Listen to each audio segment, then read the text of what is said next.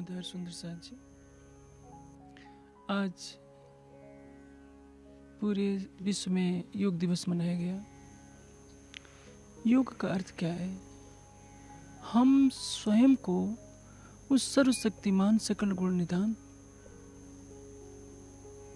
सच्चिदानंद परब्रह्म से जोड़ें।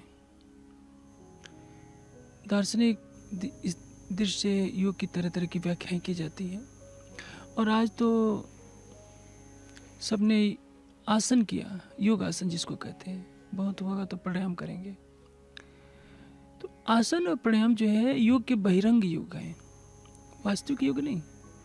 वास्तविक योग तो होता है हमारी आत्मा स्वयं को देखे और स्वयं के प्राणेश्वर को देखे, उस सर्वशक्तिमान सच्चिदानंद परब्रह्म को साक्षात देखे, जिसको इन आंखों से नहीं देखा जा सका है, जो अनंत ब्रह्मांडों का करता है, जो अनंत प्राणियों को प्रेम और आनंद के सागर में डुबोने वाला है। हम अपनी आंखों से क्या देखते हैं? ये माया का जगत, ऐसा जगत जो यथार्थ में नहीं है, लेकिन इसके बिना काम नहीं चल रहा है।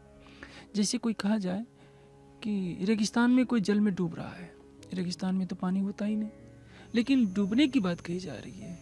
वैसे ही ये सारा संसार स्वप्नवत है। स्वप्न का तात्पर्य क्या होता है? जब हम नींद में होते हैं तो जो जागृत में देखते थे वही आंतरिक जगत को देखने लगते हैं। जो बाह्य चक्षुओं से बाह्य जगत को देखते थे, उसी तरह से हम मन की आंखों से जगत को देखने लगते हैं, तो उसको सपना कहते हैं। सपना कब होता है? जब नींद होती है। नींद किसको कहते हैं? अज्ञानता को। जगत मोहात्मकम प्राहु अव्यक्तात् व्यक्त संजकम। अव्यक्त प्रकृति से उत्पन्न हुआ ये जो जगत है मोहमयी है। मोह किसको कहते हैं? अज्ञान को।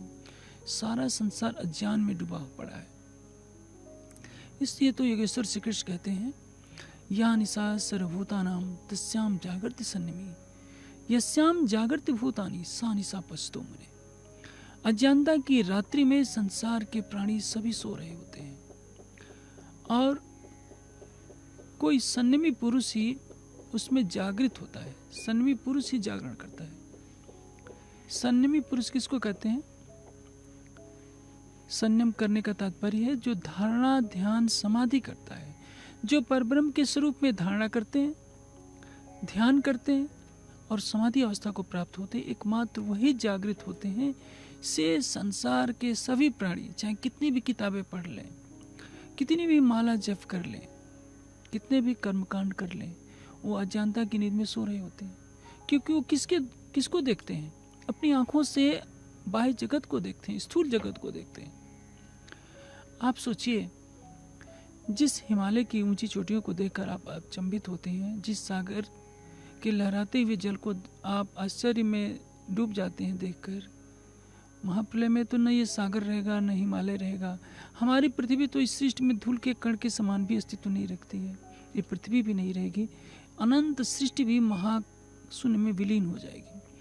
और उस महाशून्य से भी जो परे बेहद है, बेहद से परे अक्षर है, अक्षर से परे जो परम धाम है, उसके बारे में कौन जानता है? किंतु यदि हमारे ज्ञान चक्षु खुल गए, हमने स्वयं को शरीर से परे कर लिया, मन चित्त बुद्धि अहंकार के धरातल से परे कर लिया और अपनी अंतर्दृष्टि को इस महाशून्य से परे ले गए, बेहद मंडल से परे ले गए, परम धाम की तरफ किया, तो अनंत सूर्यों से भी अधिक प्रकाशमान, अनंत चंद्रमाओं से भी अधिक शीतल, अनंत फूलों से भी अधिक कोमल, प्रेम और आनंद का, माधुर्यता का जो सागर है वो दिखाई पड़ेगा और उस परब्रह्म का साक्षात्कार होगा, जिसके प्रेम आनंद और शांति की सागर रूपी लहरों के स्वरूप में हमारी आत्मा है। हम तो इस पंचभूत शरीर को ही लेकर के पैदा होते हैं, इसी को पालने पोसने में अपनी सारी उम्र गुजार देते हैं। सारा संसार इसी में तो लगा हुआ है। आप किसी को फूलों का हार पहना दीजिए, कितना खुश होता है। उसके ऊपर पत्थर फेंक दीजिए, क्रोध में आग बबूला हो जाता है। वो बेचारा यही जानता है, शरीर की पूजा को ही सब कुछ मानता है। बूढ़ा होता है, कहता है कि मैं बूढ़ा हो गया हूँ। जवान होता है तो सबको कहता है फिरता है, देखो मैं कितना सुंदर हूँ। पुरुष का तन धारण कर लेता है, कहता है कि मैं पुरुष हूँ। महिला का तन धारण करता है, अपने हाव भाव बताकर कहता है कि मैं महिला हूँ। जीव जब पशु की योनि में जाता है तो सोचता है कि मैं तो पशु हूं। उस बेचारे जीव को तो ये पता ही नहीं कि तू है क्या। योग क्या करता है, वो दिखाता है कि तू ये पंचभूत का पुतला नहीं है। वेद ने क्या कहा, अहम इंद्रो न शरीरम, मैं शरीर नहीं हूं, मैं आत्मा हूं। संसार में कितने लोग होंगे जिनको ये पता है कि मैं आत्मा हूं, शरीर नहीं हूं। सबको मालूम है कि हमारे शरीर में आत्मा है या जीव है जिसके कारण हमारा शरीर चल फिर रहा है, लेकिन आत्मा के स्वरूप को किसने देखा? अपने शुद्ध स्वरूप को तो कोई नहीं देखता है।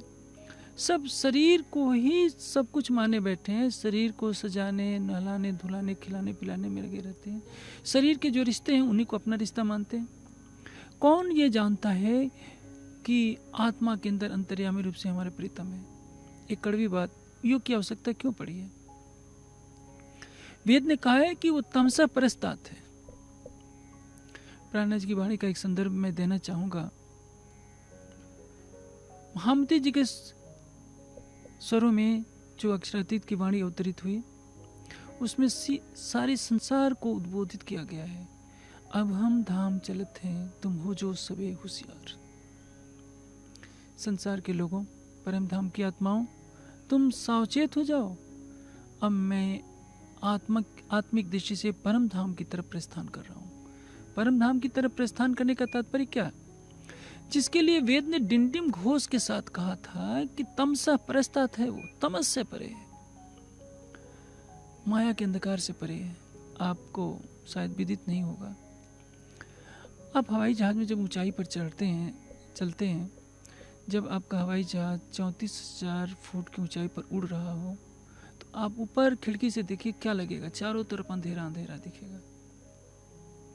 नीचे देखेंगे तो भी पता ही नहीं चलेगा कि पृथ्वी कुछ दिख रही है, अंधेरा अंधेरा जैसा दिखेगा। कुछ नीचे आएंगे तब लगेगा कि मकान जो है दिसलाई के डिब्बों की तरह दिख रहे हैं। आप सोचिए, आप पृथ्वी की कक्षा से परे जाएं तो क्या दिखेगा? चारों तरफ घना अंधकार। ये जो धकता हुआ सूरज दिख रहा है, ये तो घने अंधकार से पैदा हुआ है। हमारे सूर्य जैसे हजारों सूर्य ब्लैक होल तारे में समा जाएंगे, और ब्लैक होल तारा भी गैलेक्सी में समा जाएगा, गैलेक्सी महाशून्य में विलीन हो जाएगी। इस अनंत अंधकार के परे क्या है, कोई नहीं जानता। हम इस छोटी सी दुनिया में रहते हैं, हमारा पालन पोषण होता है, परिवार के सीमित दायरे से सोचने की बुद्धि हमारी नहीं होती, क्योंकि हम सवेरे उठते हैं, नहा धोकर नित्य क्रिया से निवृत्त होकर काम पर जाते हैं, शाम को थके मादे आते हैं, खा पी करके सो जाते हैं। हमें कौन बताएगा? हमारा शरीर पलता जा रहा है, शरीर बूढ़ा होता जा रहा है, शरीर मर रहा है, फिर हमारे नए शरीर का जन्म होता जा रहा है। हम जो है न तो कभी जन्मे थे, न हम कभी मरने वाले हैं, न हमारा जन्म होगा, न हमें मौत सता सकती है। लेकिन ये जन्म मरण की प्रक्रिया जो शरीर की बनी हुई, क्यों? क्योंकि हमारा जीव तृष्णा के पीछे भाग रहा है। सांख्य का तात्पर्य क्या है? सम्यक ज्ञान। सम्यक ज्ञान किसको कहते हैं? यथार्थ बोध हो जाए। हम प्रकृति से जितना शब्द स्पर्श रूप रसगंध से सुख की अनुभूति करना चाह रहे हैं, इसमें शाश्वत शांति नहीं है। शाश्वत शांति कब मिलेगी? सांख्य दर्शन का एक सूत्र कहता है, अहिनिवलनियत। जैसे सब केचली को छोड़ने के बाद सुखी होता है, वैसे ही हम संसार के विषयों को छोड़ दें, केवल परब्रह्म से जुड़ जाएं। आज संसार में प्राय सभी मतांतरों के लोगों ने आसन किए, और जैसे कहा तो ये जाकर नाही से तो कुछ भला। चलिए, ये संसार, कुछ ऐसे भी लोग हैं जो परमात्मा को मानते ही नहीं थे, लेकिन अपने शरीर के स्वास्थ्य को ध्यान में रखते हुए वो भी योगासन तो करने लगे। आसन करते हैं, प्राणायाम करते हैं, किस लिए? शरीर स्वस्थ रहे। अच्छी बात है, कम से कम योग की तरफ तो मुड़े। लेकिन आगे जब बढ़ेंगे तो प्राणायाम के बाद प्रत्याहार होगा, अंतर्मुखी होना। उसके पश्चात परब्रह्म के स्वरूप में धारणा, ध्यान, अंतर्दृष्टि देखना, और समाधि, प्रत्यक्ष देख लेना। यह है समाधि। योग का तात्पर्य क्या है? हम उसको साक्षात देखें अंतःचक्षुओं से। जैसे हम बाह्य चक्षुओं से जगत को देखते हैं, उसी तरह से इस जगत के निर्माता की, जगत के पालक की, जगत के संहारकर्ता की, अनंत प्राणियों के प्रीतम उस परमात्मा को साक्षात देखना ही योग का लक्ष्य है। किसी न किसी रूप में आज संसार योग की तरफ मुड़ रहा है, ये खुशी की बात है। लेकिन संसार में जो अज्ञानता से पैदा हुआ है, हर प्राणी शरीर के ही तो बंधन में है। शरीर से परे जाने की कौन सोच रहा होता है। हम आसन भी यदि कर रहे हैं कि हमारा शरीर सुंदर दिखे, सुडौल बना रहे, तो किसी भी स्वार्थ के कारण भी आसन कर रहे हैं तो अच्छी बात है। मैं चाहता हूं कि और लोग करें, लेकिन योग के चरम लक्ष्य को समझें कि योग का चरम लक्ष्य परमात्मा का साक्षात्कार है, जो ध्यान और समाधि के द्वारा प्राप्त होता है। हम केवल आसन कर लें, प्राणायाम कर लें और कहेंगे कि हम योग को तो हमने योगा बना दिया। योगा कोई शब्द नहीं है, योग है। अंग्रेजी शब्दों का उच्चारण करते करते हम इतने राह से भटक गए हैं कि हम सोचते ही नहीं कि इसका अर्थ क्या होगा। हम कृष्ण को कृष्णा कहते हैं, कृष्णा का अर्थ तो द्रौपदी होता है। राम को रामा कहते हैं, रामा का अर्थ तो लक्ष्मी होता है।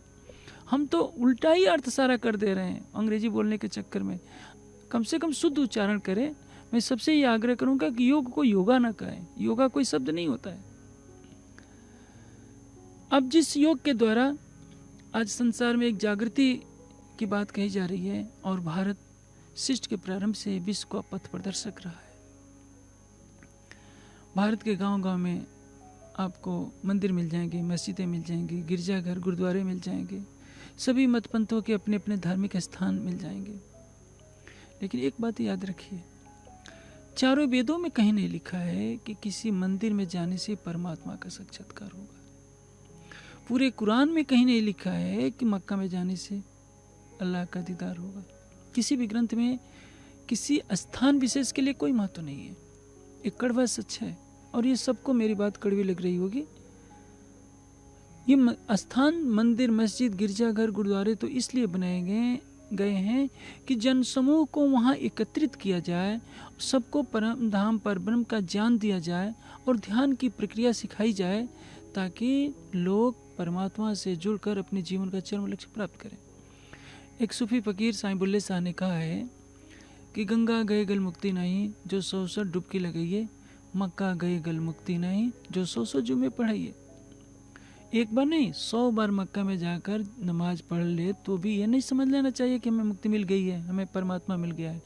यदि जाने मात्र से, मक्का जाने मात्र से अल्लाह ताला मिल जाए तो वहाँ के रहने वालों को तो सबसे पहले मिलना चाहिए। पौराणिक हिंदू 4 धामों की यात्रा करते हैं, बद्रीनाथ की, और दक्षिण में रामेश्वरम की, पूर्व में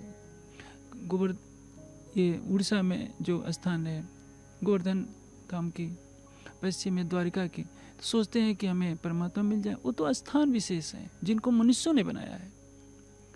वेद में, उपनिषद में, दर्शन में कहाँ लिखा है परमात्मा का दर्शन होगा? गुहाम पृष्ठो आत्मनो हि तद दर्शनात्, वेदांत कहता है परम गुहा में ब्रह्म का साक्षात्कार होगा। बिना तत्पश्चात परमम गुहाम इदत्र विश्वम भवत एक निडम। आप सोने की ईंटों से कोई मंदिर बना लीजिए, किस मंदिर में किसको पधराएंगे? किसी महापुरुष विशेष की मूर्ति बनाएंगे आप। आपकी आस्था हो सकती है, आप शिष्ट के कर्ता नारायण की मूर्ति बना सकते हैं, किसी की मूर्ति बना सकते हैं, लेकिन जो वेद कह रहा है कि सहस्त्रबाहु पुरुष सहस्त्रक्ष सहस्त्रपाद सभूमि सर्वतो स्पृत्वा तिष्ठत् दशांगुलम, इस ब्रह्मांड से भी परे है।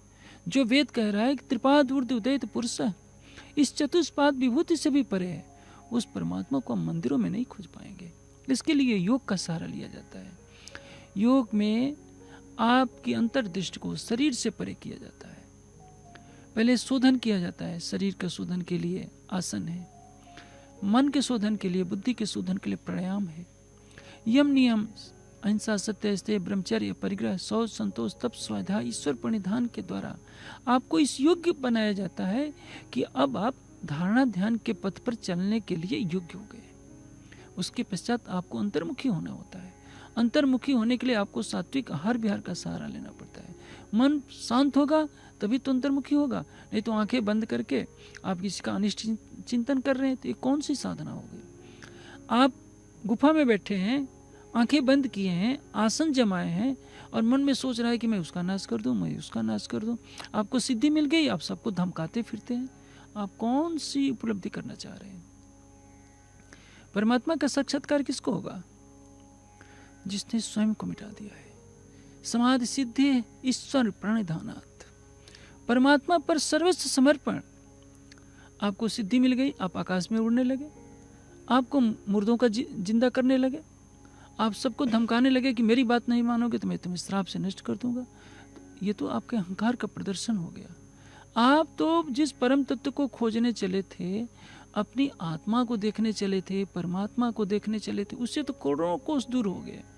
क्योंकि आपने साधना की, हठ योग की साधना की, मन को संनिमित किया किसी लक्ष्य पर, आपको सिद्धियां मिल गईं, आप अदृश्य होने लगे, आकाश में उड़ने लगे, जल पर चलने लगे, चमत्कार दिखाने लगे, भक्तों की भीड़ इकट्ठी करने लगे, संसार जय जयकार करने लगा। आप इसी में खुश हो गए। आपने तो एक बहुत बड़ी माया इकट्ठी कर ली। आपने लोहे की सांकल को तोड़ा और रेशम की रस्सी से अपने को बंधवा डाला। याद रखिए, एक छोटा सा बीज होता है, जब जमीन के ऊपर पड़ा होता है तो धूप से वो सूख जाता है, किंतु मिट्टी में जब मिल जाता है अपने अस्तित्व को मिटा देता है, तो एक नया अंकुर फूटता है और उस पौधे से उस बीज जैसे कई बीज पैदा हो जाते हैं। उसी तरह से अध्यात्म कहता है समाधि सिद्धि ईश्वर प्रणिधानात्। प्रणिधान का अर्थ क्या होता है? स्वयं को समर्पित कर देना, अपना सर्वस्व परब्रह्म के चरणों में समर्पित कर देना। मैं कुछ नहीं हूँ, केवल तू है। तू मेरा प्राणेश्वर है, तू मेरा प्राण वल्लभ है, प्राण जीवन है, प्राण प्रीतम है, प्राणनाथ है। न मेरे पास व्यक्तिगत ज्ञान है, न शक्ति है, न ऐश्वर्य है। जो कुछ तेरा है, मेरा तन, मेरा मन, मेरी आत्मा, सब कुछ तेरा ही है। जब ये भाव आ जाए, आपने अपने अस्तित्व को मिटा दिया, तब आप समाधि के अधिकारी हो सकते हैं। इसके पहले आपको साक्षात्कार नहीं मिलने वाला है। आप हिमालय की गुफा में 10-10 घंटे की समाधि लगाते हैं, आप 10 दिन की समाधि लगा लीजिए, 6 दिन बैठे रहिए जड़ समाधि में। मैं कहता हूँ आप 6 महीना बैठे रहिए, 6 वर्ष बैठे रहिए, अहंग नहीं मिटेगा, आपको कुछ प्राप्त होने वाला नहीं है। आप अपने अहंग को मिटा दीजिए, अपनी साधना के भी अहंग को मिटा दीजिए, उससे अटूट प्रेम कीजिए, क्योंकि प्रेम पहली शर्त है अपने अहंग का विनाश। सर्वस्व समर्पण, बिना सर्वस्व समर्पण के, अहंग के विसर्जन के, यदि कोई सोचता है कि मैं हिमालय की गुफा में बैठकर साक्षात सीधे परमात्मा को पालूंगा, तो दीवा स्वप्न का शिकार है। प्राणनाथ जी की वाणी सारे संसार के लिए है और सबको यही उद्बोधित कर रही है, जिसके लिए आज से लाखों वर्ष पहले कभी ऋषियों ने पुकारा था, उत्तिष्ठत जागृत प्राप्त विवरानी बोधयत। उठो, जगो, परम तत्व को प्राप्त करो। वाणी भी यही कह रही है, चलो चलो रे साथ आपन जइए धाम, मूल वतन धनिये बताया, चित्त ब्रह्मशिष्ट श्यामा जी श्याम। चलो चलो रे साथ क्यों कहा जा रहा है? चलो चलो का तात्पर्य क्या है? कल्पना कीजिए, एक ऐसी असंभव बात यदि संभव हो जाए, जैसे किसी स्थान पर मोतियों की वर्षा हो जाए, तो क्या कहेंगे? जो आपका नज़दीकी होगा उससे कहेंगे चलो चलो वहाँ मोतियों की वर्षा हो रही है, कुछ मोती लूट लें। तो यह सोचिए, सारी पृथ्वी को हीरे मोतियों से भर दिया जाए और आपको उसका मालिक बना दिया जाए, तो भी उतना आनंद नहीं मिलेगा जितना आनंद एक पल के लिए अपने प्राणेश्वर के दर्शन में होता है। लेकिन संसार को नहीं मालूम है। हीरे का एक टुकड़ा 1 करोड़ का मिल जाए तो मनुष्य सोचता है मैं बहुत बड़ी उपलब्धि कर लिया। अरे भाई, है क्या? कंकड़ पत्थर ही तो है, कोयला ही तो दब करके जल करके दबाव से हीरा बन गया है। सोना हो चाहे कोई भी धातु, पृथ्वी तत्व ही तो है, मिट्टी ही तो है। हीरा कितने दिन आपके साथ रहेगा? मौत आएगी, आपके शरीर से जीव को निकाल कर लेकर चली जाएगी। इस पृथ्वी जैसी हजारों पृथ्वियों के हीरे मोती का स्वामी बन जाए तो भी आपको क्या मिलने वाला है? सब तो कुछ नहीं रह जाएगा। किंतु यदि आपने इधर से आसक्ति तोड़ ली, कुछ पलों के लिए शरीर को शांत कर लिया, मन को समाहित कर लिया, अपने अहंग का विसर्जन कर लिया, तो आपकी आत्मा हद बेहद से परे होकर इस काल माया के ब्रह्मांड को छोड़कर, काल माया के ब्रह्मांड में वो महाशून्य भी आता है जिसमें हमारी गैलेक्सी जैसी असंख्यों गैलेक्सियां विलीन हो जाती है। शून्य थे जैसे जल बतासा सो शून्य माज समाई। पानी का बुलबुला आप देखिए, समुद्र के किनारे चले जाइए, बहुत बड़ी झील में चले जाइए, देखिए कितने बुलबुले एक साथ पैदा होते हैं और उसी में डूब जाते हैं। उसी तरह से हमारी पृथ्वी जैसी असंख्यों पृथ्वियाँ हर पल उस महाशून्य से पैदा हो रही हैं और उस महाशून्य में समा जा रही है। कभी हमने कभी सोचने का प्रयास किया है कि जिस परमात्मा को हम मिठाई चढ़ाते हैं, पैसे चढ़ाते हैं, अपने पैसे से खरीदने का प्रयास करते हैं कि इतना पैसा मंदिर में दे देंगे, इतना मिठाई चढ़ा देंगे, ये कर देंगे तो परमात्मा मुझे खुश हो जाएगा। नहीं, आप अपना अहंग क्यों नहीं दे देते, जो सबसे बड़ी बाधा है? इसको मिटा दीजिए। आपका धन आपका तो है नहीं, शरीर भी आपका नहीं है। आप कुछ कमाते हैं, थोड़ा सा एक अंश दे देते हैं और सोचते हैं कि परमात्मा मेरे अधीन हो जाए। तो यदि धन से भी खरीदा जाए तो सबसे धनवानों को मिल जाता है। नहीं, परमात्मा को पाने के लिए क्या करना पड़ेगा? अपना अहंग देना पड़ेगा। गोपियों ने अपना सब कुछ दे दिया था। योग यही बात कहता है, समाधि सिद्धि ईश्वर प्रणिधानात्। समाधि की प्राप्ति किसको होगी? जिसको ईश्वर पर, परमात्मा पर सर्वस्व समर्पण करने की प्रवृत्ति होगी। वाणी में इस सत्य को दर्शाया है कि मारिया कहिया, काढ़िया कहिया और कहिया हो जुदा, यही मैं खुद ही टले तो बाकी रहे खुदा। ये शरीर हमने पाल रखा है, ये शरीर साधन है। आज आपने देखा होगा टीवी पर, समाचारों में, सारा संसार आज योगासन कर रहा था और सभी कह रहे हैं कि आज हमने योग कर लिया। भाई, आपने योग नहीं किया, योगासन किया। योग के इन आसनों से आपका शरीर स्वस्थ रहेगा, रोगी नहीं बनने पाएगा, बस इतना लाभ होगा। उसमें भी आपने व्यायाम आसन किया है। योगासन जिसको साधन ध्यान आसन कहते हैं। आसन तो होते हैं, एक व्यायाम आसन होता है, एक ध्यान आसन होता है।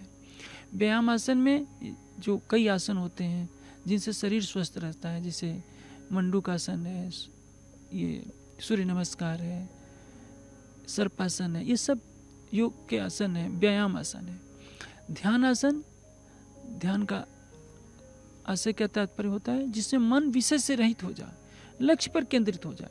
इसके लिए आप पद्मासन है, सुखासन है, सरलासन है, सिद्धासन है, वज्रासन है, जिसमें बिना हिले डुले आप बैठे रह सकें 1 घंटे, 2 घंटे, 3 घंटे, 4 घंटे, और इस तरह से बैठे कि आपको शरीर का आभास न हो जाए। इसलिए परमात्मा के साक्षात्कार के लिए, जिसको वास्तविक योग कहते हैं, आपको ध्यान आसन की सिद्धि करनी पड़ेगी। आसन सिद्धि में क्या होता है? तथा द्वंद्व न अभिघाता, शीत उष्ण आदि द्वंद्वों से कोई प्रभाव नहीं पड़ता है। आपने पद्मासन पर नियंत्रण पा लिया, सुखासन पर पा लिया, सिद्धासन पर पा लिया, आप 2 घंटे बैठे हैं बिना हिले डुले, आपको कोई पीड़ा नहीं हो रही है।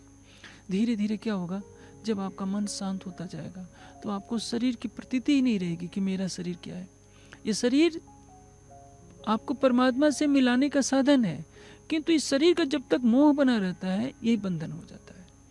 आप बैठे हैं ध्यान करने, आपका हाथ खुजला रहा है, पैर खुजला रहा है, तब तो आपका सारा ध्यान शरीर पर बना हुआ है।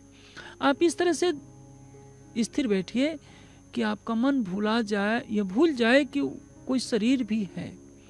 अपनी अंतर्दृष्टि को खोलिए और परम धाम की तरफ ले चलिए। इस प्रकृति के अंधकार से परे चलिए, जिसके लिए वेद ने पुकार पुकार कर कहा है, आदित्य वर्ण तमसः परस्तात्, अनंत सूर्यों के समान जो परमात्मा है वो इस तमस से परे है। तमस से परे हमें चलना पड़ेगा। हम सोचते हैं कि अमुक मंदिर में चले गए, अमुक मस्जिद में चले गए, अमुक गुरुद्वारे में चले गए, साक्षात परमात्मा नहीं मिलेगा। हाँ, इन स्थानों पर महापुरुष मिल सकते हैं जो आपको ज्ञान के द्वारा सत्य की प्राप्ति करा सकते हैं। इसलिए धार्मिक स्थानों पर जाना चाहिए, किंतु ज्ञान के उद्देश्य से जाना चाहिए, ज्ञान को ग्रहण करने से जाना चाहिए।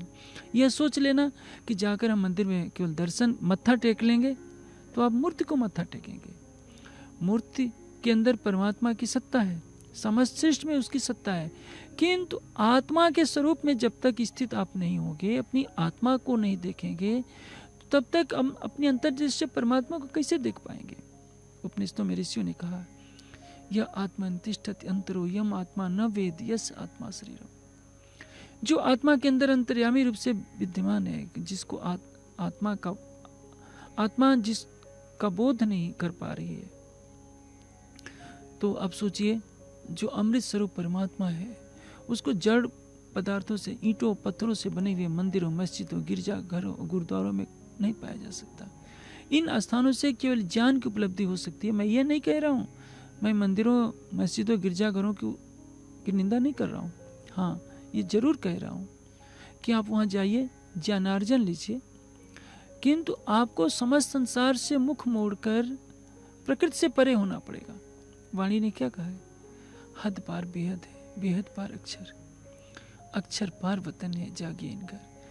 पृथ्वी पर जितने भी मंदिर मस्जिद हैं आखिर तो हद के अंतर्गत हैं। हमारी गैलेक्सी भी हद के अंदर है।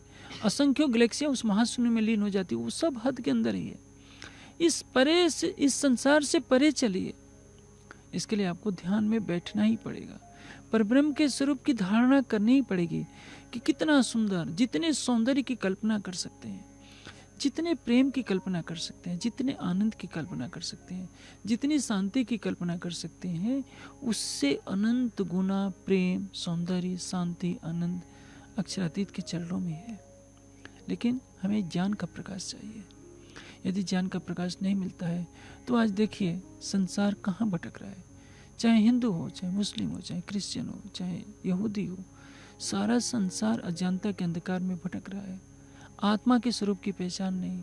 कर्मकांड में ही तो संसार उलझा हुआ है। आप पूरब बैठ कर के उपासना करें या पश्चिम बैठ कर उपासना करें, आप जल चढ़ाएं या किसी पशु को काटें और सोचें कि अल्लाह ताला खुश हो जाएगा, कभी नहीं। आप अपनी तृष्णाओं की बलि दीजिए, आपने अपने अहंग को मिटा दीजिए। देखिए, आप एक कदम चल लेंगे, प्रीतम परब्रह्म 100 कदम चल करके दौड़ करके आएगा आपके पास, और वो कहीं दूर नहीं है। वाणी का तो एक ही सारे हक नजीक से रख से आड़ो पटना द्वार। हमारी प्राण की नली से भी निकट है, किंतु नजर क्यों नहीं आ रहा? क्योंकि हम बाह्य जगत को ही देख रहे हैं, शरीर को देख रहे हैं।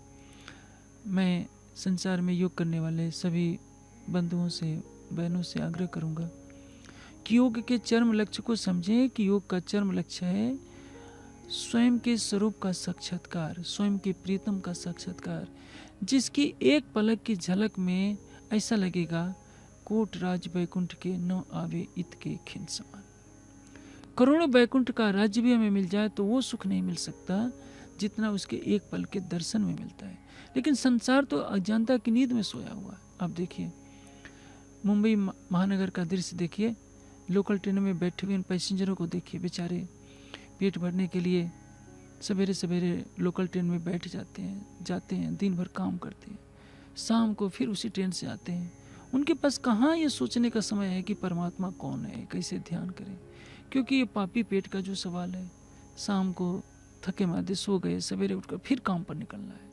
बस पक्षी को देखिए, सवेरे बंदर को देखिए, सूरज उगा नहीं खाना पीना शुरू कर देता है, बेचारा शाम तक एक डाल से दूसरी डाल पर घूमता रहता है, कुछ शांति नहीं कर पाता। संसार के प्राणियों की तृष्णा को देखिए, आज का मानव कहाँ भटक रहा है। आप विदेशी संस्कृति की तरफ देखिए, सवेरे से लेकर रात तक लोग मांस खा रहे हैं, गाय का मांस खा रहे हैं, मुर्गे का, कितने प्राणियों का, करोड़ों प्राणियों को मनुष्य प्रतिदिन खा रहा है, शराब पी रहा है। किसकी खोज में? शांति की खोज में। उनको कौन बताएगा? शांति का सागर तो तुम्हारी आत्मा के हृदय में है, लेकिन मनुष्य उधर नहीं जाना चाहता। इसलिए ठीक है, देर से ही शुरुआत सही, अच्छी शुरुआत है कि आज आधुनिक कहलाने वाले लोग जो ये कहते थे कि हमें परमात्मा से कोई लेना देना नहीं है, शरीर को भी स्वस्थ रखने के लिए आसन कर रहे हैं। बहुत खुशी की बात है। कल को हो सकता है उनके अंदर विवेक का प्रकाश हो, आसन से प्राणायाम पर आए, प्राणायाम से धारणा ध्यान पर आए, हो सकता है परब्रह्म की कृपा हो और ध्यान से समाधि तक भी पहुंच सकते हैं, क्योंकि सबके अंदर तो चेतना वही है। गीता में योगेश्वर ने कितनी ऊंची बात कही है कि विद्या और विनम्रता से संपन्न ब्राह्मण में, गाय में, कुत्ते में, चंडाल में, जो सब में एक चेतना को देख रहा है।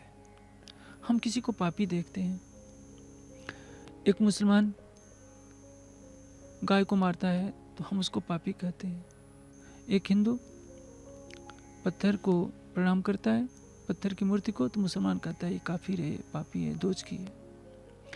संसार में हर व्यक्ति दूसरे को दोषी देख रहा है, किंतु सबके अंदर, सभी प्राणियों में चेतना के रूप में तो एक ही चेतन तत्व है, और उसी प्रेम, आनंद और शांति के सागर की लहर मात्र है। यदि ये बोध हो जाए, हम शरीर से परे, मत मतांतरों से परे, सभी प्राणियों में स्थित एक परमात्मा को देखें, जिसके लिए उपनिषदों के ऋषियों ने आज से लाखों वर्ष पहले उद्घोष किया था। यो देवो अग्नो यो अपसयो भुवनम अविवेश यो औषधीस वनस्पतिस तस्मै देवाय नमो नमः। सर्वभूत अधिवासा कहा गया है, सभी प्राणियों का वासस्थल है। परमात्मा के दरबार में ये नहीं पूछा जाता है तो कौन हिंदू है, कौन मुस्लिम है, कौन क्रिश्चियन है, कौन यहूदी है। वहाँ तो एक मात्र प्राणी मात्र होता है। इसी तरह से जिसकी अंतर्दृष्टि खुल जाती है, सभी प्राणियों में एक चेतना को देखता है। और योग यही सिखाता है। योग भारत की अमूल्य संपदा है। भारत कभी विश्व गुरु था। भारत में आध्यात्मिक शांति के लिए प्राचीन काल से लोग आते रहे हैं, आज भी आते हैं। मैंने देखा है कितने विदेशों से अंग्रेज युवकों को, फ्रांस के लोगों को देखा, इजराइल के लोगों को देखा है। मेरे संन्यास जीवन में कितने विदेशी मिले जो शांति के लिए भारत आते हैं। 20-20 साल के नवयुवकों को मैंने देखा है जो सब छोड़ छाड़ कर आए, हिमालय में भटके हैं, मेरी कुटिया में भी आए। किस लिए? हम शांति पाएं। उनको विदेशों में शांति नहीं मिली। पेरिस का एक लड़का मेरे पास आया था, मेरी कुटिया में कुछ घंटों ठहरा, मैंने उसको आम खिलाया, मसूरी की घटना है, कितना खुश हुआ था।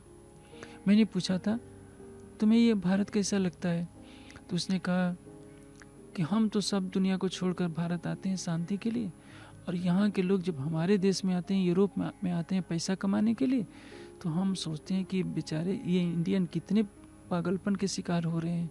हम जिस देश की चरण धूलि लेने जाते हैं शांति के लिए, और मैं यहाँ हिमालय में भटक रहा हूँ कि मैं ध्यान साधना करूँ। अब सोचिए, हम भारतीय कहला रहे हैं, हमें ये सौभाग्य मिला है कि हम कभी विश्व गुरु कहलाने वाले ऋषियों की संतान हैं। आज हम कहाँ जा रहे हैं? हम कर्मकांडों में उलझे हुए हैं। प्राणनाथ जी की वाणी मत, पंथ और संप्रदायों की परिधि को पार कर सारे विश्व को ये आह्वान कर रही है, संपूर्ण विश्व को आह्वान कर रही है कि संसार के लोगों, तुम्हें एक सच्चिदानंद परब्रह्म की शरण में जाना पड़ेगा। तमेव शरणम गच्छ सर्वभूतेन भावन, गीता के इस कथन को उद्घोष करना पड़ेगा कि सब कुछ छोड़कर उस सच्चिदानंद परब्रह्म की शरण में जाना ही पड़ेगा, ध्यान का आश्रय लेना ही पड़ेगा, और जिसको हम दर्शन की भाषा में समाधि कहते हैं, तारतम वाणी की भाषा में उसको चित्वनी कहते हैं। चित्वनी का तात्पर्य क्या होता है? हमारी अंतर्दृष्टि खुल जाए और उस अंतर्दृष्टि से अपने प्राणेश्वर प्रियतम अक्षरातीत को प्रत्यक्ष वैसे ही देखें जैसे इन आंखों से उसको देखते रहे हैं। जागने का लक्ष्य ही क्या है? हम उसको प्रत्यक्ष देखें। वो केवल घंटी घड़ियाल की वस्तु नहीं है, केवल भोग प्रसाद की वस्तु नहीं है, माला फेरने की वस्तु नहीं है। ये तो प्राथमिक कक्षा है। कब तक हम इन कक्षाओं में भटकते रहेंगे? कब तक हम कर्मकांड की दीवारों से सिर पटकते रहेंगे? अब सारे विश्व के लिए समय आ गया है कि चाहे युवा हो, वृद्ध हो, स्त्री हो, पुरुष हो, कोई विभाजक रेखा नहीं है। चाहे कोई किशोर क्यों न हो, शांत हृदय से बैठे, शांत मन से बैठे और अपने अंतः चक्षुओं को खोलकर सीधे परम धाम की तरफ गमन करें। इसी को कहा है, अब हम धाम चलत हैं, तुम हो जो सवे होशियार, एक खिन की विलंब न कीजिए, जाए घरों करे करार। कितनी ऊंची बात कही है। एक क्षण की भी देर नहीं कीजिए। हमने क्या किया है? हमने तो 300 वर्ष बिता दिए। श्री जी तो कह रहे हैं कि भाई एक क्षण की देरी मत करो, जो जहां आए वहीं ध्यान में लग जाए। हम पूरी वाणी पढ़ लेते हैं, कई बार पढ़ लेते हैं, फिर भी कहते हैं चित्तवन करने को कहाँ लिखा है? इससे अधिक और क्या कहा जाएगा? एक खिन की या विलंब न कीजिए, परम धाम चलने में एक क्षण की देरी न करो। कहने का आशय क्या है? हमारा कोई भी ऐसा दिन नहीं जाना चाहिए जिस दिन हम युगल स्वरूप का ध्यान न करते हो। हम सेवा पूजा करते हैं, सवेरे सवेरे चौर हिलाते हुए तो कह तो देते हैं, निज दिन कहिए प्रेम से युगल स्वरूप के चरण, निर्मल होना यही सो और धाम वर्णन, इन विध नरक से छूटिए और उपाय कोई ना, भजन बिना सब नरक है, पच पच मरिए माँ। भजन क्या है? निज दिन कहिए प्रेम सो। यदि हम प्रतिदिन राज्य श्यामा जी की चित्तवनी नहीं करते हैं, युगल स्वरूप की चित्तवनी नहीं करते, तो भजन नहीं करते हैं। भजन बिना सब न रखे। यदि हम चितवनी नहीं करते हैं तो हमारा सारा कार्य हमें इस संसार में ही रहने के लिए विवश कर देगा। मैं ये नहीं कहता कि चितवनी केवल सुंदर साथ के लिए है, ये तो सारे ब्रह्मांड के लिए है। संसार के लोगों को तो पता ही नहीं है परम धाम क्या है, हम कौन है। बेचारे कोई निराकार में ध्यान कर रहा है, विपश्यना वाले कितनी निष्ठा के साथ अपनी साधना प्रारंभ करते हैं, लेकिन शून्य समाधि से तो आगे नहीं जा पाते। पंचवासनाओं का मार्ग का अनुसरण करने वाले कई मतांतर हैं जो बेहद में पहुंचने का प्रयास करते हैं लेकिन पहुंच नहीं पाते। हमें राज्य ने परम धाम का ज्ञान दिया है, हद बेहद से परे परम धाम का मार्ग दिखाया है, और हम संसार की नकल करके उनकी तरह षोडश उपचार पूजा में लग गए, घंटी घड़ियाल के शोर शराबे में लग गए, माला तिलक कोई सब कुछ मान लिया। जब मैं ये बातें कहता हूँ तो मेरे ऊपर तीखी आलोचना होती है कि राजू स्वामी जब देखो तब खंडन करते रहते हैं। मैं क्या करूँ? आपको राज्य ने हीरे दिए और आपने उन हीरों को फेंक करके अपने हाथों में शीशा पकड़ लिया है। आपको तो चाहिए था कि सारे ब्रह्मांड को आप परम धाम का ध्यान कराते, खुद करते, सबको मुक्ति का द्वार खोलते। आपने वो तो नहीं किया। आपने देखा कि शंकर के मंदिर में खूब जोर जोर से घंटी घड़ियाल बज रहा है, हम भी बजा दें। वहाँ परिक्रमा हो रही है, हम भी कर दें। खूब चिल्लाए, खूब नाचे कूदे, जो वृंदावन में होता है आप वही करने लगे। आपने अपने चितवनी से न पुखराज को देखा, न मानिक पहाड़ को देखा, न हौज कौसर को देखा, न रंग महल को देखा, न युगल स्वरूप को देखा। आप औरों को, ये जो वैष्णव तुलसी की माला पहनते, आपने भी गले में मालाएं डाल ली बड़ी बड़ी। हाँ, रुद्राक्ष की नहीं डालते हैं, तुलसी की डाल लेते हैं। है तो लकड़ी ही, लकड़ी को गले में डालने से क्या मिलेगा आपको? मेरी बातें बहुत कड़वी लग रही है, लेकिन आप बताइए, सेवा पूजा में भी तो लिखा है कि नाम माला उधारो। नाम की माला अपने हृदय में क्यों नहीं रखते हैं? वाणी की कोई चौपाई बताइए जिसमें लिखा है कि आप तुलसी की माला पहनिए। आप बीतक का उदाहरण दे सकते हैं, लेकिन ये बताइए, बीतक में तो उदयपुर से पहले कहीं नहीं लिखा है कि श्री जी ने या देवचंद जी ने तुलसी की माला पहनी थी। तो सब सुंदर साथ तो उसमें चितवनी करते थे। आपने चितवनी को हटा क्यों दिया? आपको माला से बहुत लगाव है, माला पहनिए, तिलक लगाइए, मैं कब मना कर रहा हूँ। लेकिन जब उस समय प्रतिदिन अष्टपहर की बीतक में वर्णन आता है, सवेरे भी चितवनी होती है 6 से 9 के समय में, शाम को भी 4:30 बजे प्रतिदिन सबको चितवनी कराई जाती है। आप चितवनी क्यों नहीं करते? आप चितवनी के विरोध में क्यों खड़े हो जाते हैं? आप केवल कर्मकांड ही करते रहेंगे तो आप संसार को कौन सा मार्ग दिखाएंगे? जो नास्तिक कहलाते हैं, चाइना जैसे देश के लोग योगासन करने लगे हैं।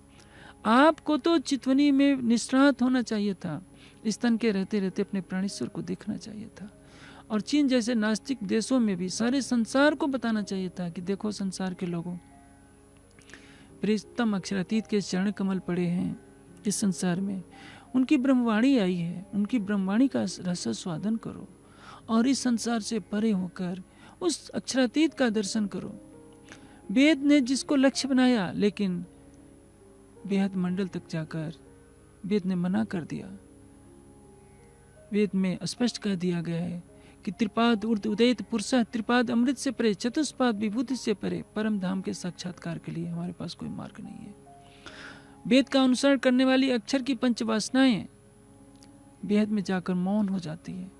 चलते चलते पग थके नगर रहा 9 कोस, बीच में डेरा पड़ गया कबीरा, किसको दें दोष। कबीर जी कहते हैं कि अब मैं क्या करूं, केवल से आगे मेरी गति नहीं हो पा रही है, बहुत कर रहा हूं प्रयास तो सत्स्वरूप तक जा पा रहा हूं। जहाँ घर में अबला बसे बहे प्रेम के पूर। कबीर जी क्या कह रहे हैं? कहे कबीर सुनो भाई संतो वह घर मुझसे दूर। क्योंकि बेहद को उल्लंघन करके परम धाम में कोई जा ही नहीं सका। आज सारे संसार के लिए अवसर खुला हुआ है। आप कट्टर से कट्टर नास्तिक को भी यदि आप परम धाम की वाणी का ज्ञान देते हैं, वो वाणी का चिंतन करता है, अपने आहार को सात्विक बनाता है, आसन की सिद्धि करता है, मन को शांत करता है, परम धाम में ध्यान करता है, तो मैं दावे से करता हूँ सच्चे हृदय से वो ध्यान करेगा तो शरीर छूटने से पहले एक बार उसको झलक अवश्य मिलेगी, भले ही वो कोरा जीव क्यों ना हो। किंतु हमने तो ब्रह्मवाणी को मंदिरों की घंटी घड़ियालों से ही बाहर नहीं निकलने दिया, उसको छिपा कर रखा। और आज थोड़ा बाहर भी ला रहे हैं तो किसी को चितवनी नहीं करने दे रहे।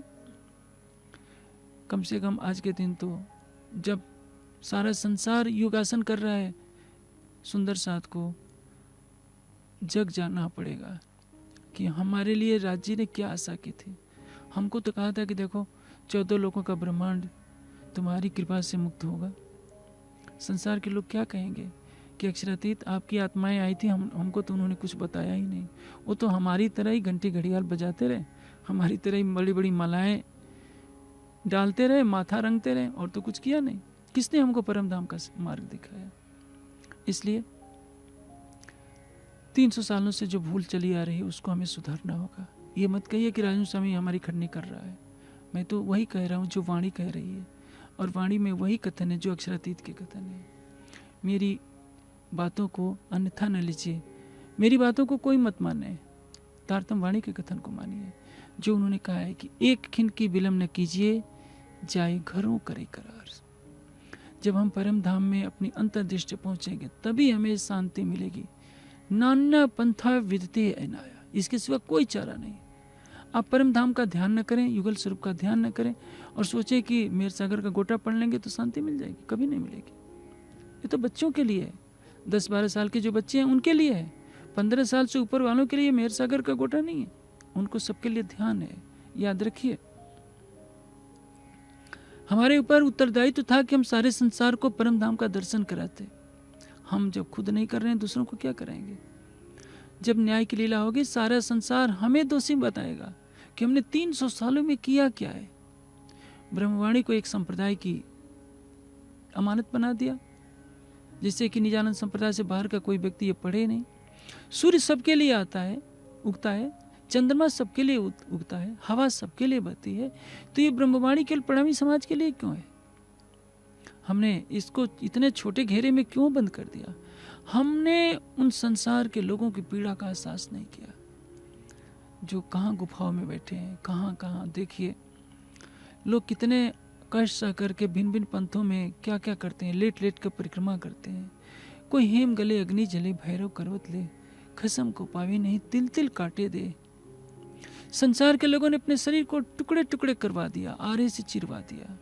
संसार तरसता रह गया अक्षरातीत के ज्ञान के लिए, और अक्षरातीत का ज्ञान जिन लोगों के पास है वो संसार में फैलाए नहीं। तो इसलिए मेरे मुख से कुछ कठोर भाषा निकल जाती है कि इस अलस प्रमाद को राज्य कभी भी क्षमा नहीं करेंगे, क्योंकि हमसे तो आशा लगाए बैठे हैं।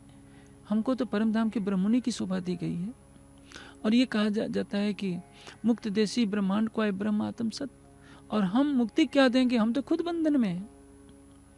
हम तो सोचते हैं कि सोने का इतना कलश चढ़ा देंगे तो राज्य खुश हो जाएंगे। जिस अक्षरातीत के परम धाम के एक कण में के सामने करोड़ों सूरज छिप जाते हैं, उस अक्षरातीत को आप सोने चढ़ाकर खुश नहीं कर सकते। उनकी वाणी फैलाइए। जो सोने के कलशों में पैसा बर्बाद कर रहे हैं उससे कुछ मिलने वाला नहीं है, राज्य कभी खुश नहीं होंगे।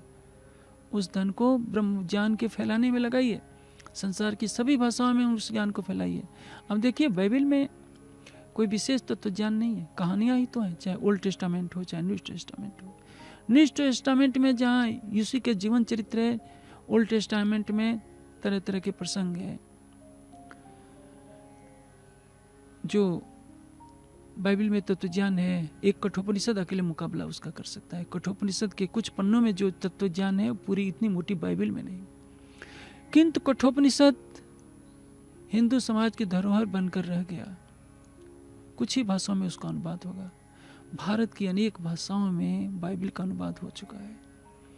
कुरान के अवतरित होने के बाद भी सारा मुस्लिम जगत कर्मकांड से जुड़ा हुआ है।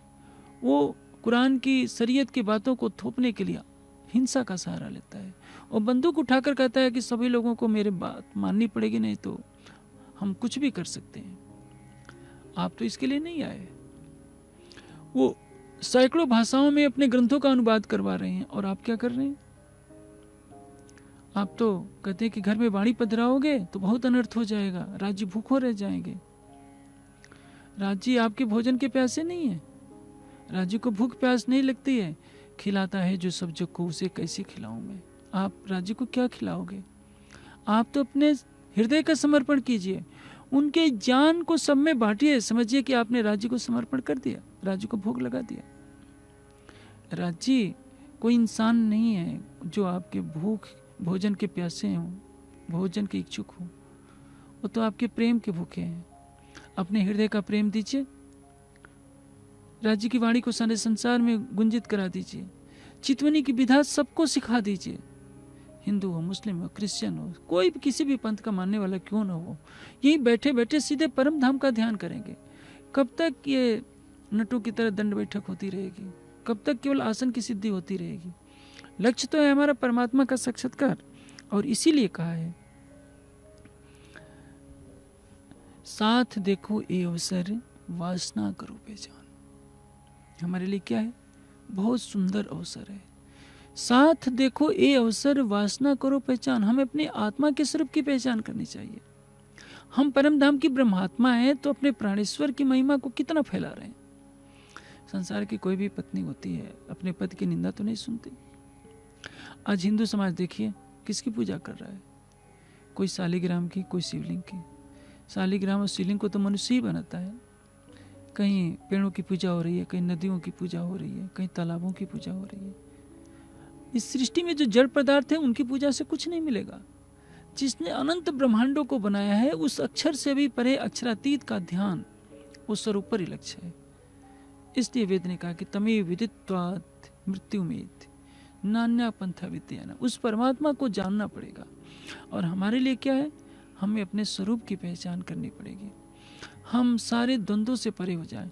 अभी तक तो हमको यही कहा जाता है कि तुम गृहस्थी हो, तुमको परम धाम नहीं मिल सकता, तुम्हें ध्यान नहीं करना है, केवल 5 बार तारतम का पाठ कर लो, परिक्रमा कर लो, चरणामृत प्रसाद कर लो। आखिर ये मंत्र कब तक चलता रहेगा? 5 बार 5 चौपाई का पाठ, चरणामृत प्रसाद, ठीक है आप लीजिए, लेकिन ये भी तो सोचिए कि आप यदि ब्रह्ममुनि कहलाने का दावा रखते हैं तो आपका कुछ कर्तव्य होता है। आप अपने हृदय में ज्ञान की ज्योति जलाइए, प्रेम की उस शीतल सरिता का प्रवाह कीजिए, जिसकी एक बूंद भी संसार के लोगों को मिल जाए तो ये धन धन हो जाएंगे। वो तरस रहे हैं कि हमको कोई परम धाम का ज्ञान बताए। और हम ऐसे कुपमंडूक होकर के बैठे हैं कि हमने ब्रह्मवाणी को एक संप्रदाय विशेष की संपदा मानकर घर से बाहर निकलना ही नहीं सोचा। हमने इसको संसार में फैलाने का व्रत ही नहीं लिया। इसलिए ये वाणी कह रही है कि अब एक क्षण की भी देर करने का समय नहीं है। एक खिन की विलंब न कीजिए, जाए घरों करे करार। आगे कहते हैं, साथ देखो ये अवसर, वासना करो पहचान। ये सुनहला अवसर है। हम थोड़ी सी वाणी पढ़ लेते हैं, भावुक होकर कहते हैं कि अब हमें कुछ नहीं करना है, राज जी ले चलेंगे परम धाम के। हम आलसी होकर के बैठ जाते हैं। नहीं, बहुत होते हैं कहते हैं कि राजी कब खेल खत्म करोगे, कब खेल खत्म करोगे। ये सारी बातें हम गले के ऊपर से कहते हैं। सच ये है कि परम धाम कोई जाना नहीं चाहता। यदि परम धाम जाने की इतनी तमन्ना है तो हमारे झगड़े क्यों हो रहे हैं? हम आपस में सिर फुटबॉल क्यों कर रहे हैं? हमारे अंदर ईर्ष्या, द्वेष, घृणा का ज्वालामुखी क्यों भटक रहा है? कारण क्या है कि जिस दिन सब सुंदर साथ चितौनी में डूब जाएगा, जिस दिन ब्रह्मवाणी के ज्ञान को फैलाने का दृढ़ संकल्प ले लेगा, उस दिन संसार की हालत ही कुछ और हो जाएगी। संसार तो प्रतीक्षा कर रहा है कि हमें निराकार से परे होने का मार्ग बताए कोई। हम तो करने के लिए तैयार हैं। आप बताइए, एक गोयंदका जी आकर भारत में के विश्व में 400 ध्यान केंद्रों की स्थापना कर सकते हैं, एक व्यक्ति। और 300 वर्षों में हमारे लाखों सुंदर साथ ने मिलकर 4 भी, मैं कहते 3 भी ध्यान केंद्र स्थापित नहीं हुए। आखिर हम किस सीढ़ी पर खड़े हैं? कभी हमने सोचा है? राधा स्वामी मठ में लाखों लोग एक साथ बैठकर ध्यान करते हैं। हमारे पास ध्यान करने वाले ऐसा भी नहीं होता कि 1000 लोग बैठे हो और ध्यान कर रहे हो। इससे दुखद स्थिति क्यों कुछ नहीं हो सकती। इसलिए अपने पीड़ा के स्वर में आपको ये बात कह रहा हूँ कि बहुत सो लिया, अब सोने का समय नहीं है। साथ देखो ये अवसर, वासना करो पहचान, आए पहुंचे ब्रिज में याद करो निशान। हम कौन है? हम परम धाम की ब्रह्मात्मा है, परम धाम के ब्रह्ममुनि है। हमारी आत्मिक दृष्टि पहले ब्रज में आई, उसके पश्चात रास में आई, रास के पश्चात हम पुनः परम धाम, इस जाने के लिए तैयार बैठे हैं इस जागृत ब्रह्मांड में। और तारतम्य ज्ञान के प्रकाश में हमें ज्ञान दृष्टि भी जागना है और अंतर्दृष्टि भी जागना है। हम चितवनी के द्वारा स्वयं के स्वरूप को देखें, अपने प्राणेश्वर को देखें, आत्मचक्षुओं को खोलकर जागृत हो जाए। जब तक हम देखते नहीं तब तक हमारे आत्मचक्षु बंद है, और जिसके आत्मचक्षु बंद है वो तो अज्ञान की निशा में सो रहा है। जैसे सारा संसार सोया होता है, हम भी सो रहे होते हैं, क्योंकि यदि हम चितवनी नहीं करेंगे तो हमें कोई भी जगा नहीं सकता। जब तक हम राज्य को जी भर कर नहीं देखेंगे तब तक हम जागने का दावा कैसे कर सकते हैं। इसलिए वितक में एक बात कही गई है, आप देखो औरों को दिखाओ। स्वयं को देखना है और इस सारे संसार के लिए एक रास्ता बता देना है कि संसार के लोगों, सुनियो दुनिया आखिरी भाग पड़ी तुम, जो कबो किन कानों ना सुने सो आए करो दीदार कसम। तुम्हारा प्राणेश्वर आया है, जिसको तुम अपनी अपनी भाषा में अलग अलग शब्दों से संबोधित करते रहे हो। किसी ने अल्लाह कहा, किसी ने सच्चिदानंद परब्रह्म कहा, किसी ने सुप्रीम तुटगात कहा। सब पुकार रहे हैं लेकिन कोई जानता नहीं था। आज यदि हम 300 वर्षों से जागरूक होते, चितवनी की विधा को फैलाते रहते, ब्रह्म वाणी के ज्ञान को केवल मंदिरों की चार दीवारी में बांधते नहीं, सबके लिए खुला रखते हैं, दृढ़ संकल्प करते, तो जैसे आज योग के आसन संसार कर रहा है, आज संसार के मुख पर परम धाम होता और सभी ध्यान में बैठकर परम धाम के अनंत सौंदर्य में, अनंत प्रेम और अनंत में आनंद में डूब गए होते। शायद हम तो सोचते हैं कि हमें कौन टोकने वाला है, कोई हमारा क्या कर लेगा। लेकिन आप ये बताइए, जब आप परम धाम में उठेंगे, आप राज्य को क्या जवाब देंगे कि आपने उनकी महिमा को फैलाने के लिए क्या किया है, आपने उनका दीदार करने के लिए संसार को क्या बताया। क्योंकि आप तो खुद माला का जप करते रहे, आप हजार हजार बार जप करते रहे महामंत्र का, तो क्या परम धाम की ब्रह्म सृष्टियाँ महामंत्र का जप करने आई? गोपियाँ जब किसी महामंत्र का जप नहीं करती, माला, जब कृष्ण मथुरा चले गए, परम धाम की ब्रह्म सृष्टियों को छोड़िए, कृष्ण मथुरा चले गए तो क्या गोपियों ने अपने गले में मालाएं डाल ली या तिलक लगा लिया या महामंत्र का पुरस्चरण करने लगी? वो तो प्रेम से निहारती थी कि इस मार्ग से हमारा कान्हा गया है, आ जाएगा। सवेरे बैठ जाती है, शाम तक प्रतीक्षा करती रहती है, एक आस है कि हमारा कान्हा जरूर आएगा। आपको विश्वास ही नहीं है कि राज्य आपके दिल में है। एक बार नहीं, दर्जनों बार वाणी में पुकार पुकार कर कहा गया है, हक नजीक से हरक से, मैं तुम्हारे प्राण की नली से निकट हूँ। फिर आप क्यों इस परिक्रमा में आप लगे रहते हैं? कोई पैदल परिक्रमा कर रहे हैं, कभी माला जप रहे हैं, कभी तिलक लगा रहे हैं। इन कर्मकांड की बातों को खंडन करना मेरा उद्देश्य नहीं, मैं तो अपनी पीड़ा बता रहा हूँ कि आपको चितवनी करनी ही पड़ेगी। यदि आप अपना कल्याण चाहते हैं तो चितवनी कीजिए, हंसते हुए कीजिए, नहीं तो रो रो कर आपको तो करना ही पड़ेगा। ब्रज से रास में जाते समय जिसने देर की, घर में बंद होना पड़ा, और क्या होगा, उधर बांसुरी की आवाज़ बुला रही है, सखियों से रहा नहीं गया, उन्होंने तन छोड़ा। वैसे ही इस जागने की वेला में यदि आप चितवनी हंसते हुए नहीं करेंगे तो रोते हुए भी करना पड़ेगा। या हंसकर छोड़ो या रोए, जिन करो अंदेशा कोई, क़यामतनामा में साफ कहा दिया गया है। या हंसते हुए संसार को छोड़ दो, नहीं तो रोते हुए तो छोड़ना ही पड़ेगा। कुछ नहीं करेंगे तो मौत का जब समय आएगा तो आपको तो कोई भी बचा नहीं पाएगा, जीव शरीर को छोड़ देगा, उसमें आप क्या करेंगे।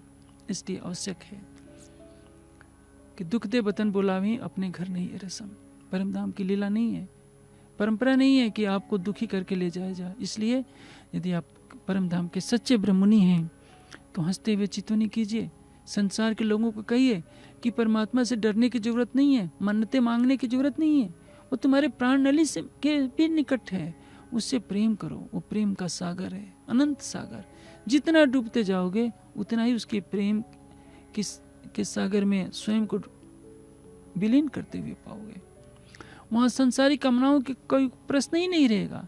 अब तो आप नारियल चढ़ाते हैं तो 100 बार कहते हैं कि राजी मेरा नारियल चढ़ाना व्यर्थ न हो जाए। 5000 रुपये का पाठ कराते हैं तो सोचते हैं कि मेरा व्यर्थ नहीं चला जाए। आपकी लौकिक इच्छा नहीं पूरी होती है तो राजी को दोषी बनाने लगते हैं। ये कैसा प्रेम है? ये प्रेम नहीं, ये तो व्यापार है। इसलिए मैं बार बार कह रहा हूँ कि लोक परंपरा पर न चलिए, अपने प्राणेश्वर की वाणी का चिंतन कीजिए और उनकी एक ही पुकार है, क्यों रहे दीदार बिन प्राण।